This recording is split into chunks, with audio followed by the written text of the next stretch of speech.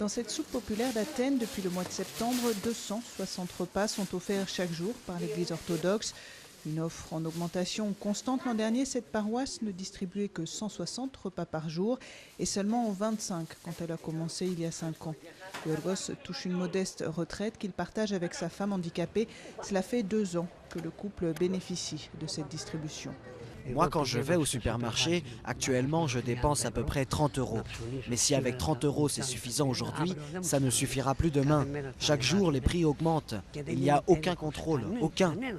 Avec la cure d'austérité sans précédent dans le pays, non seulement les salaires de la fonction publique et les pensions de retraite ont diminué, mais l'inflation a dans le même temps connu une forte hausse, plus 4,7% en 2010. Résultat, les fins de mois deviennent impossibles à boucler pour certains habitants de ce quartier qui étaient déjà défavorisés avant la crise. Je ne sais pas quand est-ce que je vais toucher ma pension. Avant, je travaillais dans le transport. Maintenant, je suis obligé de vendre des trucs pour des amis pour m'en sortir. Je reste là toute la journée, j'attends que le temps passe.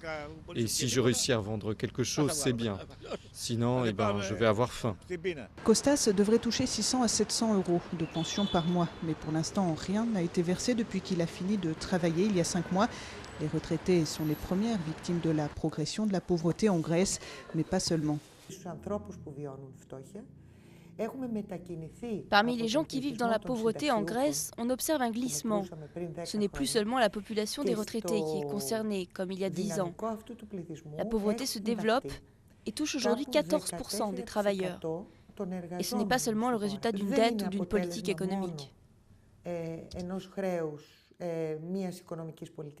La Grèce n'a pas une structure d'État-providence comme d'autres pays européens.